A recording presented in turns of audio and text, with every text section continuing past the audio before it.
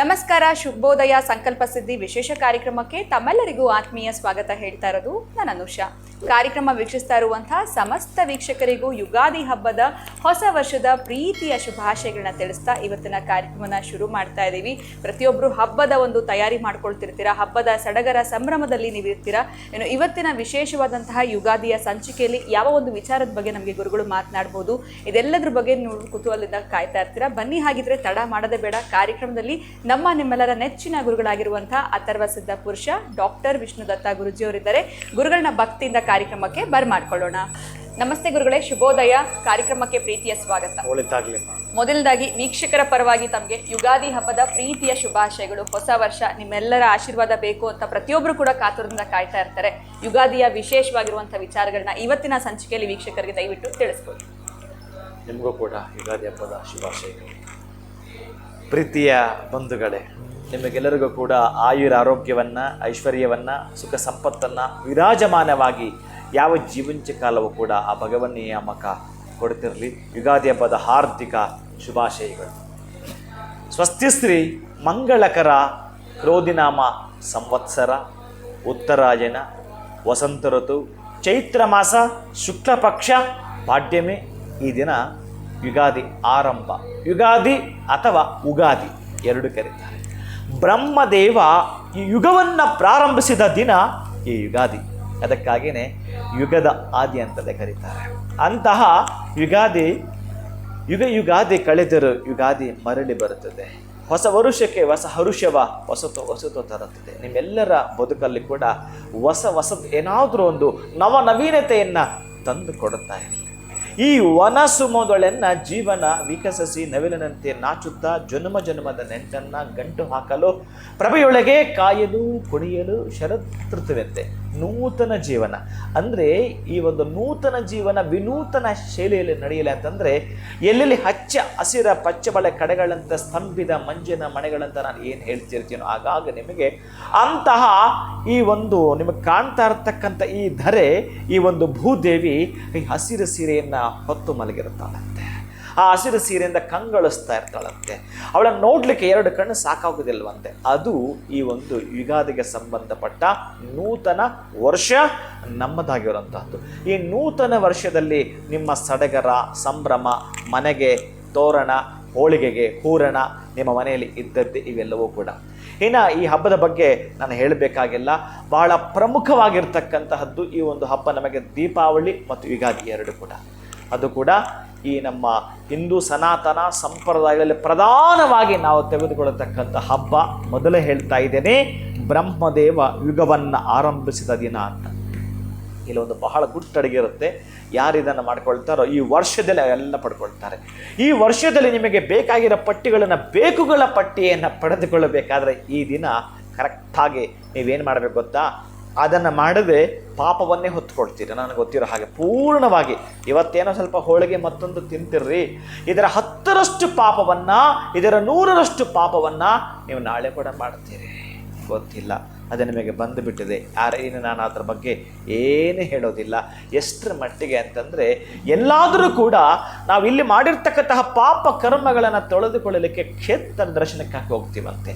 ನೀವು ಪ್ರತಿನಿತ್ಯ ಮಾಡಿರ್ತಕ್ಕಂತಹ ಅನ್ಯತಾ ಪಾಪಗಳು ಏನಿದೆ ಇಂತಹ ವಿಶೇಷ ದಿನಗಳಲ್ಲಿ ತೊಳೆದುಕೋಬೇಕಂತೆ. ಆದರೆ ವಿಶೇಷ ದಿನಗಳಲ್ಲೇ ಮಾಡಿದ ಪಾಪಕ್ಕೆ ಪ್ರಾಯಶ್ಚಿತ್ತವೇ ಇಲ್ಲ. ಅದಕ್ಕಾಗೇ ನಮ್ಮಲ್ಲಿ ರಜೋ ತಮೋ ಸತ್ವ ಅಂತ ಮೂರಿದೆವಲ್ಲ, ಆ ಸತ್ವಗುಣ ಸಾತ್ವಿಕರು ಒಳ್ಳೆಯದ ಕಡೆ ತಲೆಬಾಗ್ತಿರ್ತಾರೆ. ಈ ತಮೋ ರಜುಗಳಿದೆಯಲ್ಲ ಗೊತ್ತಿಲ್ಲ, ರಾಕ್ಷಸ ಸ್ವಭಾವ, ರಾಕ್ಷಸ ಗುಣಗಳು ಇದ್ದಾರೆ. ಇಲ್ಲಿ ದೇವತೆಗಳಿದ್ದಾರೆ, ಅದರ ಆಪೋಸಿಟ್ ರಾಕ್ಷಸರಿದ್ದಾರೆ. ನೀವು ಯಾವ ಗುಂಪಿಗೆ ಸೇರ್ತೀರೋ ಅದು ನಿಮಗೆ ಬಿಟ್ಟಿದ್ದು. ನಾನು ಯಾಕೆ ಇವೆಲ್ಲ ಕ್ರೋಢೀಕರಿಸಿ ಮಾತಾಡ್ತೀನಿ ಅಂತಂದರೆ, ಇಂತಹ ದಿನದಂದು ನೀವೇನಾದರೂ ತಪ್ಪು ಅನ್ನೋದು ಮಾಡಿದ್ರೆ ಅದು ಕ್ಷಮೆ ಇರೋದಿಲ್ಲ ಅನ್ನೋದು ಕೂಡ ತಾತ್ವಿಕವಾಗಿರತಕ್ಕಂತಹದ್ದು. ಇನ್ನು ಆ ವಿಶೇಷತೆ ಬಗ್ಗೆ ಮಾತ್ರ ನಾನು ಮಾತಾಡ್ತೀನಿ. ಈ ಯುಗಾದಿ ವಿಶೇಷ ಫಲ ಏನು ಹೇಳ್ತಾನೆ ಅಂತಂದರೆ, ನಿಮಗೆ ಗೊತ್ತಿರತಕ್ಕಂಥದ್ದೇ ಬೇವು ಬೆಲ್ಲವನ್ನು ನಾವು ತಿನ್ನುವಂಥದ್ದು. ಬೇವು ಬೆಲ್ಲಕ್ಕೆ ಏನೆಲ್ಲ ಕೂಡ ನಾವು ಪುಷ್ಟೀಕರಿಸ್ತೀವಿ ಅಂತ. ನೀವು ಮನೆಯಲ್ಲಿ ಪೂಜೆ ಮಾಡ್ತೀರಿ, ನಿಮ್ಮ ಮನೆ ದೇವರು ಪೂಜೆ ಮಾಡ್ತೀರಿ, ಹೋಳಿಗೆ ಮಾಡ್ತೀರಿ ಮತ್ತು ಎಲ್ಲರೂ ಕೂಡ ಹಂಚುತ್ತೀರಿ, ತುಂಬ ಚೆನ್ನಾಗಿದೆ. ಆದರೆ ಬೇವು ಬೆಲ್ಲವನ್ನು ದೇವರ ಮನೆಯಲ್ಲಿ ನೈವೇದ್ಯವನ್ನು ಮಾಡ್ತೀರಿ ಈ ದಿವಸ. ತಾಯಿ ನೀವೆಲ್ಲ ಮಾಡ್ತೀರಿ? ಹೌದು, ಖಂಡಿತ. ಬೇವು ಬೆಲ್ಲವನ್ನು ನೈವೇದ್ಯ ಮಾಡಬೇಕಾದ್ರೆ ನೀವು ನಿಧಾನಕ್ಕೆ ಗೂಗಲ್ಗೆ ಓದೋ ಸಿಗುತ್ತೆ ನಿಮಗೆ, ಅಥವಾ ನಾನು ಹೇಳೋದನ್ನು ಜ್ಞಾಪಕ ಇಟ್ಕೊಂಡಾದರೂ ಕೂಡ ಮಾಡ್ಕೊಳ್ತಾ ಬನ್ನಿ. ಶತಾಯುರು ವಜ್ರದೇಹಾಯ ಸರ್ವ ಸಂಪತ್ಕರಾಯ ಚ ಸರ್ವಾರಿಷ್ಟ ವಿನಾಶಾಯ ನಿಂಬಕಂ ದಳಭಕ್ಷಣಂ. ನೋಡಿ, ಶತಾಯುರ್ ವಜ್ರದೇಹಾಯ. ಇವತ್ತು ನೀವು ಶತ ಆಯುರ್ ಅಂತಂದರೆ ಶತಮಾನಂ ಭವತಿ, 100 ವರ್ಷಗಳ ಕಾಲ ನಿನ್ನ ದೇಹ ಆರೋಗ್ಯದಿಂದಲೂ ಆಯುಷ್ಯದಿಂದಲೂ ಐಶ್ವರ್ಯ ಪಡ್ಕೊಳ್ಳುವ ಹಾಗೆ ವಜ್ರದೇಹವಾಗಿ ಮಾರ್ಪಡಲಿ. ಯಾವತ್ತೋ ಈ ದಿನ ಏನು ತಿನ್ನೋದ್ರಿಂದ ನಿಂಬಕಂ ದಳಭಕ್ಷಣ ಅಂತ ಹೇಳ್ತಾ ಇದ್ದಾನೆ. ಅಂದರೆ ಶತಾಯುರು ವಜ್ರದೇಹಾಯ ಸರ್ವ ಸಂಪತ್ಕರಾಯ ಚ, ಸರ್ವ ವಿಧದಲ್ಲೂ ಕೂಡ ಸಂಪತ್ತನ್ನು ಪಡೆದುಕೊಳ್ಳತಕ್ಕಂತಹ ದಿನ ಈ ಒಂದು ಸುದಿನ ಆಗಿರುವಂಥದ್ದು. ಇನ್ನು ಸರ್ವಾರಿಷ್ಟ ವಿನಾಶಾಯ ನಿಂಬಕಂ ದಳಭಕ್ಷಣಂ. ಗೊತ್ತಿಲ್ವಲ್ಲ, ಅದು ನಿಮ್ಮ ಮನೆಯ ವಾಸ್ತುನೋ ಅಥವಾ ಜಾತಕಾದಿ ಕರ್ಮಗಳೋ ಪ್ರಾರಬ್ಧ ಕರ್ಮಗಳೋ ಎಂತಹದ್ದು ಅಡಗಿದೆಯೋ ನಮಗೆ ಗೊತ್ತಿಲ್ಲ. ಒಟ್ಟಾರೆ ಅಂತಹ ಕರ್ಮಗಳನ್ನು ತೊಳಿಲಿಕ್ಕೆ ಆವಾಗ ವರ್ಷ ಪೂರ್ತಿ ಓದಿದ ಮಕ್ಕಳಿಗೆ ಎಕ್ಸಾಮ್ ಒಂದು ದಿವಸ ಕೊಡಲ್ವಾ? ಹಾಗೇನೆ ಇದು ನಮಗೆ ಎಕ್ಸಾಮ್. ಇದರಲ್ಲೂ ಕೂಡ ನಾವು ಮತ್ತೆ ಬೇಜವಾಬ್ದಾರಿತನ ತೋರಿಸಿದ್ರೆ, ಕೇರ್ಲೆಸ್ ಮಾಡಿದ್ರೆ ಫೇಲ್ ಅಲ್ವಾ ಆಗೋದು? ಅದು ನಾನು ಹೇಳಬೇಕಾಗಿಲ್ಲ. ಅದಕ್ಕಾಗಿ ಈ ಒಂದು ಶ್ಲೋಕವನ್ನು ಹೇಳ್ಕೊಳ್ತಾ ಮಕ್ಕಳಿಗೆ ಬೇವು ಬೆಲ್ಲವನ್ನು ಕೊಡ್ತಕ್ಕಂತಹದ್ದು, ಸುಖ ದುಃಖವನ್ನು ಸಮಾನವಾಗಿ ಸ್ವೀಕರಿಸ್ತಕ್ಕಂತಹದ್ದು, ನ್ಯಾಯ ಅನ್ಯಾಯ ಯಾವುದು ಅನ್ನೋದನ್ನು ಪರಿಗಣಿಸ್ತಕ್ಕಂತಹದ್ದು, ಯಾವುದು ವಂಚನೆ ಯಾವುದು ಪ್ರಲೋಭನೆ ಗೊತ್ತು ಮಾಡಿಕೊಡ್ತಕ್ಕಂಥದ್ದು, ಕಾಮ ಕ್ರೋಧ ಲೋಭ ಮೋಹ ಮದ ಮತ್ಸರ ಇವುಗಳನ್ನು ಹೋಗಲಾಡಿಸ್ತಕ್ಕಂಥದ್ದು, ಧರ್ಮ ಅರ್ಥ ಕಾಮ ಮೋಕ್ಷ ಇದನ್ನು ಸ್ವೀಕಾರ ಮಾಡಿಕೊಳ್ತಕ್ಕಂತಹದ್ದು ಏನೇ ಇದೆಯೋ ಈ ಯುಗಾದಿಗೆ ಸಂಬಂಧಪಟ್ಟಾಗೆ ಓಂ ಶತಾಯುರ್ವಜ್ರದೇಹಾಯ ಸರ್ವ ಸಂಪತ್ಕರಾಯ ಚ ಸರ್ವಾರಿಷ್ಟ ವಿನಾಶಾಯ ನಿಂಬಕಂ ದಳಭಕ್ಷಣಂ ಹಾಗೆ ಹೇಳ್ಕೊಳ್ತಾ ಇವತ್ತು ಸ್ವೀಕಾರ ಮಾಡ್ತೀರಿ. ಇಂತಹ ದಿನದಲ್ಲಿ ಸ್ವೀಕಾರ ಮಾಡಿದ್ದು ಎಲ್ಲಿ ತನಕ ಇರುತ್ತೆ ಅಂತಂದರೆ, ಈ ವರ್ಷ ಪೂರ್ತಿ ನಿಮ್ಮನ್ನು ಕಾದಿರುತ್ತೆ. ಈ ವರ್ಷ ಪೂರ್ತಿ ನಿಮಗೊಂದು ಲೈಸೆನ್ಸ್ ಇದ್ದರೆ ಯಾವ ರೀತಿ ಭಯ ಇರೋದಿಲ್ಲ ನಿಮಗೆ, ವರ್ಷ ಪೂರ್ತಿ ರಿನ್ಯೂವಲ್ ಮಾಡ್ಕೊಳ್ಳೋ ಹಾಗೆಲ್ಲ ಹಬ್ಬ ಖುಷಿ ಇದೆ ನನಗೆ ಅಂತ. ಹಾಗೆ ಯಾವುದರಲ್ಲಿ ಆರೋಗ್ಯ ಭಾಗ್ಯದ ಸಿದ್ಧಿರಸ್ತು, ಆಯುಷ್ಯ ಭಾಗ್ಯದ ಸಿದ್ಧಿರಸ್ತು, ಐಶ್ವರ್ಯ ಭಾಗ್ಯದ ಸಿದ್ಧಿರಸ್ತು, ಅಂತಹ ಮೂರನ್ನು ಕೂಡ ಪಡೆದುಕೊಳ್ತೀರಿ. ನಾನು ಮೊದಲೇ ಈ ಹಿಂದೆ ಹೇಳಿದ್ದೀನಿ ನಿಮಗೆ, ಯಾರು ಈ ದಿನ ಕೋತಿಗಳಿಗೆ ಮಂಗಗಳಿಗೆ ನೀವು ಅದಕ್ಕೆ ಬೇಕಾಗಿರತಕ್ಕಂತಹದ್ದು, ನಾನು ಕೆಲವೊಂದು ಕಡೆ ನೋಡಿ ನಾನು ಪ್ರತಿನಿತ್ಯ ಅದನ್ನು ಮಾಡ್ತಾ ಇದ್ದೀನಿ, ಹಾಗಂತ ನಾನು ವಿಡಿಯೋ ಮತ್ತೊಂದು ಮಾಡಲಿಕ್ಕೆ ಬರಲ್ಲ. ಪ್ರತಿನಿತ್ಯ ಕಲ್ಲಂಗಡಿ ಬಾಳೆಹಣ್ಣು ಇದನ್ನು ಹಂಚ್ತಾ ಇರತಕ್ಕಂಥದ್ದು ನಂದು ಪ್ರತಿನಿತ್ಯ ಪ್ರಯಾಣ ಇರುತ್ತೆ. ಎಲ್ಲಿ ಹೋದ್ರಲ್ಲೆಲ್ಲ ಕೂಡ ಇರುತ್ತೆ. ಮೊನ್ನೆ ಯಾವುದೋ ಕಡೆ ಹೋದಾಗ ಒಂದು 60 ಇತ್ತು ಅವನ ಬಳಿ, ಆ ಅಂಗಡಿಯಲ್ಲಿ 60 ಕೂಡ ತೆಗೆದುಕೊಂಡು ಪೂರ್ಣವಾಗಿ ಕಲ್ಲಂಗಡಿಯನ್ನು ಹಂಚ್ತಾ ಅವನ್ನೆಲ್ಲ ಹಿಡ್ಕೊಂಡು ಹಾಕ್ತಾ ಬಂದ್ವಿ. ಮತ್ತು ಅಲ್ಲಿ ಕುಡಿಲಿಕ್ಕೆ ನೀರಿಲ್ಲ, ಅಲ್ಲಿ ನಾನೊಂದು 2 ತಾಸು ಇರಬೇಕಾಯಿತು. ಮತ್ತೆ ಅದೊಂದು ರಿಂಗನ್ನು ತರಿಸಿ ಮತ್ತೆ ಅಲ್ಲಿ ಇಡಿಸಿ ಇವೆಲ್ಲ ಮಾಡ್ತಕ್ಕ ನನಗೊಂದು ಖುಷಿ. ಅದು ಬೇರೆ ನೀವು ಅದನ್ನು ಮಾಡಿ ಅಂತ ಹೇಳ್ತೀನಿ, ಆದರೆ ಮಾಡ್ತೀರೋ ಬಿಡ್ತೀರೋ ಅದು ನಿಮಗೆ ಬಿಟ್ಟಿದೆ. ಯಾಕಂದರೆ ಆಹಾಕಾರ ನಮಗೆ ಗೊತ್ತಿರುತ್ತೆ, ದಾಹ ಆದಾಗ ಅದಕ್ಕೂ ಅಷ್ಟೇ ನೋವಿದೆ. ಆ ಪ್ರತಿ ಮರದ ಹತ್ರ ಕೂಡ ಒಂದು ಬಾಳೆಹಣ್ಣು ಗೊನೆ ಇಟ್ಟು ಹೋದಾಗ ಅದು ಕಿತ್ಕೊಂಡು ತಿನ್ನುತ್ತಲ್ಲ, ಒಂದು ಸಲ ಆ ಖುಷಿ ನೋಡಿದಾಗ ಎಸ್ ನಮ್ಮ ಹಸಿವು ನೀಗಿದ ಹಾಗೆ ನಾವು ಭಾಸವಾಗಬೇಕಾಗತ್ತೆ. ಈ ತರಹದ್ದು ಯಾರು ಮಂಗಗಳಿಗೆ ಮೂಲವಾಗಿ ಹೇಳ್ತಾ ಇದ್ದೀನಿ. ಯಾಕೆ ನಾನು ಹೋಳಿಗೆ ಅಂತ ಹೇಳ್ತೀನಿ ಅಂತಂದರೆ, ಈ ಹೋಳಿಗೆ ಮಂಗಗಳು ಕೊಡೋದ್ರಿಂದ ನಾನು 40-50 ನಿಮಿಷ ಮಾತಾಡಬೇಕಾಗುತ್ತೆ. ಅದಕ್ಕೆ ಒನ್ ವರ್ಡಲ್ಲಿ ನಿಮ್ಗೆ ಹೇಳ್ತಾ ಇದ್ದೀನಿ, ಮೂಲಭೂತ ಸೌಕರ್ಯಗಳು. ನೀವು ಸೈಟ್ ತೆಗೆದುಕೊಳ್ಬೇಕಾ, ಮನೆ ಕಟ್ಟಬೇಕಾ, ಮಕ್ಕಳ ಭವಿಷ್ಯ ನಿರ್ಮಾಣ ಮಾಡಬೇಕಾ, ನಿಮ್ಮ ಭವಿಷ್ಯ ದೊಡ್ಡ ಮಟ್ಟಕ್ಕೆ ಎದ್ದೇಳಬೇಕಾ, ಯಾವುದೇ ಆಗಿದ್ದರೂ ಕೂಡ ಆ ಒಂದು ತೊಗರಿ ಬೇಳೆಯಿಂದ ಮಾಡಿರ್ತಕ್ಕಂಥ ಕುಜನ ಪ್ರಮಾಣ ಜಾಸ್ತಿ ಇವತ್ತು. ಆ ಕುಜನ ಪ್ರಮಾಣ ಇವತ್ತು ಹೆಚ್ಚಿಗೆ. ನೀವೇನಾದರೂ ಯಾರಿಗಾದ್ರೂ ಊಟ ಕೊಡ್ತೀರಿ, ನಿಮ್ಮ ಬಂಧುಗಳನ್ನ ಕರಿತೀರಿ, ನೆಂಟರಷ್ಟ ಕರಿತೀರಿ, ಅಕ್ಕಪಕ್ಕದವರು ಅವ್ರ ಮನೇಲಿ ಮಾಡಿರ್ತಾರೆ, ಬಹುಶಃ ಬಂದರೂ ಬರಬಹುದು, ಯಾರೋ ಪಾಪ ಅನಾಥರು ಗೊತ್ತಿಲ್ಲದೆ ಅವರು ಬಂದು ಹೋಗ್ತಾರೆ. ಆದರೆ ಮಂಗಗಳಿಗೆ ಏನಾದರೂ ಕೊಡ್ತೀನಿ ಅಂತಂದರೆ ಭವಿಷ್ಯದ ಬ್ರಹ್ಮ, ಅದು ನಿಮ್ಮ ಭವಿಷ್ಯಕ್ಕೆ ಬ್ರಹ್ಮವಾಗಿ ಮಾರ್ಪಾಟ ಮಾಡಿಕೊಡ್ತಕ್ಕಂಥದ್ದು.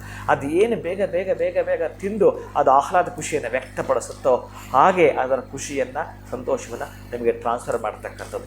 ಇನ್ನು ಯಾವುದಾದ್ರೂ ಒಂದು ಮರದ ಕೆಳಗಡೆ ಪೊಟರೆ ಕೆಳಗಡೆ ಒಂದಷ್ಟು ಎಲೆಯನ್ನು ಹಾಕಿ ಇಟ್ಟು ಬರ್ತಕ್ಕಂಥದ್ದು, ಅಳಿಲು ಸ್ವಲ್ಪ ತಿಂದು ಬಿಡುತ್ತೆ. ಅದನ್ನು ಆ ಅಳಿಲು ತಿಂದು ಪಕ್ಷಿ ತಿಂದು ಬಿಡ್ತು, ನೀರು ಕುಡಿದು ಬಿಡ್ತು ಅಂತಂದರೆ ಬೇರೆ ಏನು ಬೇಡ ರೀ, ಮೌನವಾಗಿ ನಿಮ್ಮ ಎಷ್ಟು ಕೆಲಸಗಳಾಗ್ತವೆ ಅನ್ನೋದನ್ನು ಒಂದು ಪಟ್ಟಿ ಮಾಡ್ಕೊಳ್ಳಿ. ನೀವೇ ಈ ವರ್ಷದಲ್ಲಿ ನಿಮ್ಮ ಪ್ರಗತಿ ಕಡೆ ಹೆಜ್ಜೆ ಆಗ್ತೀನಿ ಅಂತಂದರೆ ನೀವು ಹುಲುಮಾನವರು ಏನು ಬೇಕಾದರೂ ಮಾಡ್ತೀರಿ, ಮೋಸ ವಂಚನೆ ಕಪಟ ಎಲ್ಲ ಮಾಡ್ಕೊಳ್ತೀರಿ, ನಿಮಗೆ ಬೇಕಾಗಿದ್ದು ದಕ್ಕಿಸ್ಕೊಳ್ತೀರಿ, ಎಷ್ಟು ಬೇಕೋ ಅದೃಷ್ಟವನ್ನು ಒತ್ತು ತಿರುಗ್ತೀರಿ, ಎಲ್ಲ ಮಾಡ್ತೀರಿ.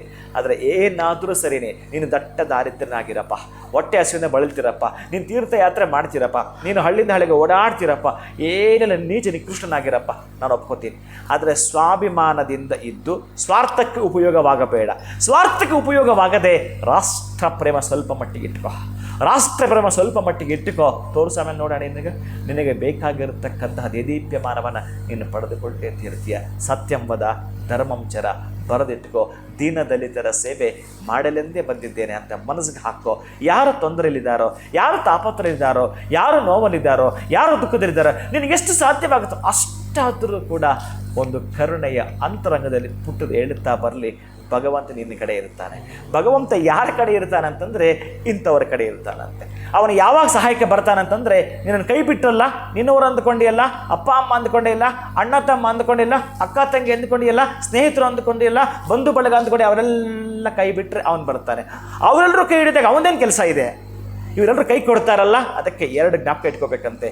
ನಮಗೆ ಅತ್ಯಂತ ದುಃಖ ಖೇದಕರ ಸಮಯದಲ್ಲಿ ಯಾರು ನಮ್ಮನ್ನು ಕಾಪಾಡ್ತೀನಿ ಅಂತ ಹೇಳಿ ಅಂಥ ಸಂದರ್ಭದಲ್ಲಿ ಕೈ ಬಿಟ್ಟರೋ ಅವನ್ನೂ ನೀವು ನೆನಪಿಟ್ಕೋಬೇಕು. ಅದೇ ಸಂದರ್ಭದಲ್ಲಿ ಯಾರು ಕೈ ಹಿಡಿದ ಅವರು ನೀವು ನೆನಪಿಟ್ಕೋಬೇಕು. ಅಂತಹದ್ದು ಆಗಬೇಕು. ಈ ವರ್ಷದಲ್ಲಿ ಒಟ್ಟಾರೆಯಾಗಿ ದುಃಖಗಳು ತೊಲಗಬೇಕು, ನಿಮಗೆ ಸುಖ ಸೌಖ್ಯ ಕೈ ಹಿಡಿಬೇಕು ಅನ್ನೋದಾದರೆ ಈ ಒಂದು ಯುಗಾದಿಯನ್ನು ನೀವು ತುಂಬ ಚೆನ್ನಾಗಿ ಆಚರಣೆ ಮಾಡ್ತೀರಿ. ಆರೋಗ್ಯ ಭಾಗ್ಯದ ಸಿದ್ಧದಸ್ತು. ಖಂಡಿತ ಗುರುಗಳ, ಯುಗಾದಿ ಹಬ್ಬದ ದಿನ ನಿಮ್ಮ ಹೇಳಿದಂಥ ಮಾತುಗಳು 100ಕ್ಕೆ 100 ಸತ್ಯ ಅಂತ ಹೇಳ್ಬೋದು. ನಿಮ್ಮ ಒಂದು ಆಶೀರ್ವಾದ, ಈ ಒಂದು ಹಿತವಚನ ಪ್ರತಿಯೊಬ್ಬರಿಗೂ ಅವಶ್ಯಕತೆ ಇತ್ತು ಅಂತಲೇ ಹೇಳ್ಬೋದು. ಇನ್ನು ಎಲ್ಲೋ ಒಂದು ಕಡೆ ದುಃಖ ದೂರ ಆಗಿ ಸುಖ ಸಂತೋಷ ನಮ್ದಾಗಬೇಕು ಅಂತಂದರೆ ಈ ದಿನ ಬಹಳ ವಿಶೇಷವಾಗಿ ನಾವು ಏನು ಮಾಡಬೇಕು, ಜೊತೆಗೆ ಬೇವು ಬೆಲ್ಲದ ಮಹತ್ವದ ಬಗ್ಗೆ ಕೂಡ ತಿಳಿಸ್ಕೊಟ್ಟಿದ್ದೀರಾ. ಮತ್ತೊಮ್ಮೆ ತಮಗೆ ಯುಗಾದಿ ಹಬ್ಬದ ಶುಭಾಶಯಗಳು. ಧನ್ಯವಾದಗಳು ಗುರುಗಳೇ. ನಮಸ್ಕಾರ. ಹರೇ ಶ್ರೀನಿವಾಸ. ಇನ್ನು ಕಾರ್ಯಕ್ರಮ ವೀಕ್ಷಿಸ್ತಾ ಇರುವಂಥ ವೀಕ್ಷಕರಿಗೆ ಮತ್ತೊಮ್ಮೆ ಯುಗಾದಿ ಹಬ್ಬದ ಶುಭಾಶಯಗಳನ್ನ ತಿಳಿಸ್ತಾ ಇವತ್ತಿನ ಕಾರ್ಯಕ್ರಮವನ್ನು ಮುಗಿಸುವಂತಹ ಸಮಯ ಆಗಿದೆ. ನಮಸ್ಕಾರ.